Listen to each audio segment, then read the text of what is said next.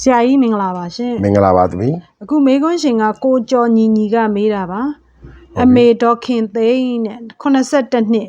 ရခိုင်ပါဆရာကြီးအမေအတွက်မေးတာနော်ဟုတ်ကဲ့ဆရာကြီးဆရာကြီးခင်ဗျားတဲ့အမေကတဲ့တအေးအေးနဲ့အထက်ကိုလေးဆန်တက်ပြီးအောက်ကိုလေးမစုံပါတဲ့ဟုတ်ပြီလေးဆန်တက်ရင်ဘယ်ဘက်ရင်ဘက်ဘယ်ဘက်လက်မောင်းနဲ့တဲ့ဘယ်ဘက်ကြောပြင်တစ်ချမ်းလုံးတင်းကျပ်ခဲပြီးချွေးစည်းပြန်ကဆိုးဆိုးရွရွခံစားရပါတယ်အဲ့ဒါနှလုံးသွေးကြောကျင်းသွားတာဖြစ်မယ်ဟုတ်ကဲ့ဆရာနှလုံးသွေးကြောလေဟုတ်ကဲ့ဆရာဘယ်ဘက်မှာအရေးကြီးဆုံးခန္ဓာကိုယ်တိဆောက်ပုံကြည့်ရင်နှလုံးရှိရင်ညာဘက်မှာအသေးရှိတယ်ဟုတ်ကဲ့ဆရာဘယ်ဘက်ချမ်းဖြစ်လို့ရှိရင်အဲ့နှလုံးသွေးကြောကျင်းလို့ရှိရင်ဖြစ်တတ်တယ်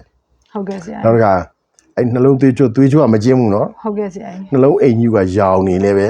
ဖြစ်တတ်တယ်ဟုတ်ကဲ့ဆရာအဲ့ဒါနှစ်ခုစလုံးတွေကတော့အကျော်တွေရှောင်းအောင်ပါပဲဟုတ်ကဲ့ဆရာစီနဲ့ကြွအောင်ကြော်တဲ့အစာမှတ်မြတ်ရှောင်းအောင်ပါပဲဟုတ်ကဲ့ဆရာနော်အချင်းနဲ့အခါလေးစားပေးပါဟုတ်ကဲ့ပါဆရာဒါဆရာမေးတယ်ရှေ့ကမေးတဲ့ဒါပဲဖြေတာပဲဟုတ်ကဲ့ဆရာအခုမေးတဲ့ဒါပဲဖြေတာပဲဟုတ်ကဲ့ဆရာနောက်ထပ်မေးလာလဲလူတရားမှာ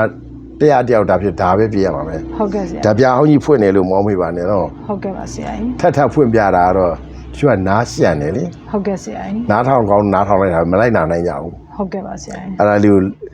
နည်းနည်းလေးမှလိုက်နာညာကြားဆိုပြီးတော့ဆက်ပြီးချော့ပြောသူပြောနေရတာပဲသမီးဟုတ်ကဲ့ဆရာ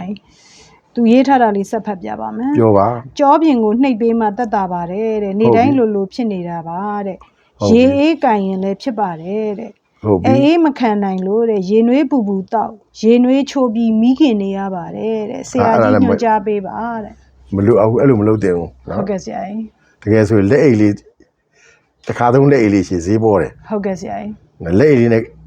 ဆွပြီးတော့ကြိုက်မယ်ဟုတ်ကဲ့ဆရာပြီးတစ်ခါသုံးပြီးတွတ်လိုက်တာပေါ့ဟုတ်ကဲ့ဆရာနော်ဒီအပူတွေမှန်သမျှရှောင်ပါမယ်ဟုတ်ကဲ့ဆရာအပူကသုံးလိုက်တော့ခဏတက်တာတွေနေမယ်တပူရောနှစ်ပူဆင့်ဆိုတာလို့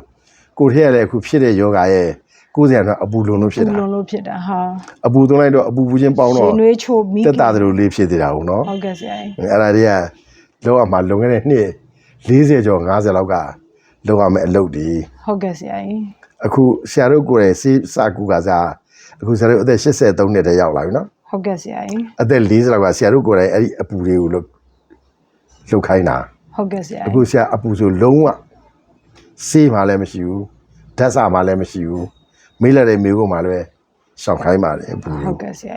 အဲ့တော့သူ့ကိုအေးမခံနိုင်လို့တဲ့ဆိုတော့အေးခံနိုင်အောင်ကဘယ်လိုလုပ်အေးခံနိုင်လှုပ်ရှားမှုပဲပေါ့တမီးဟုတ်ကဲ့ဆရာကိုလည်းလှုပ်ရှားမှုလုပ်ပြရမယ်ဟုတ်ကဲ့ဆရာဟုတ်ကိုလည်းလှုပ်ရှားမှုလုပ်အောင်မယ်တမီးဟုတ်ကဲ့ဆရာအေးရနိုးတယ်နော်ဟုတ်ကဲ့ဆရာရေးတော့လိုက်မယ်ဟုတ်ကဲ့တဘူရွာသွားမယ်ဟုတ်ကဲ့ဆရာတော့အဲ့ဒီမှာကိုလည်းလှုပ်ရှားမှုရှောက်လိုက်ပါကိုလှုပ်ရှားရေးအများကြီးရှိပါတယ်ဟုတ်ကဲ့ဆရာနော်မလမ်းလျှောက်သူလူပဲလို့လက်မြောက်ကြီးချကြီးပင့်ကြီးခေါင်းနဲ့ငုံနဲ့မော့မယ်ဟုတ်ကဲ့ဆရာစောင်းမယ်တဲ့မယ်စောင်းမယ်တဲ့မယ်ဟုတ်ကဲ့ပါအဲ့လိုလေးတွေတကူလုံးမှရှိတဲ့အင်္ဂါအစိပ်ပိုင်းတွေတွတ်ကလေးလှုပ်လို့ချွေးလေးစို့လာပြီဆိုရင်လေးချင်ကမလုံမီခံစားရတယ်နဲ့လေးချင်ကပြီးတော့ချွေးလေးနဲ့စို့လာရောယောဂဘဲရောက်သွားပြီလေလို့ထင်ရတော့တယ်ဟုတ်ကဲ့ပါဆရာဒါတော့အကုန်ကြမများပဲနဲ့တက်တာခြင်းတော့အဲ့လေးချင်ကလည်းကူပါလို့ဆရာကြီးအကြံပြုလိုက်ပါတယ်ဗျာကျေးဇူးတင်ပါတယ်ဆရာကြီးရှင်အားလုံးပဲအစာဝအနာကင်းဘုရားရှင်းကြပါစေဗျာဟုတ်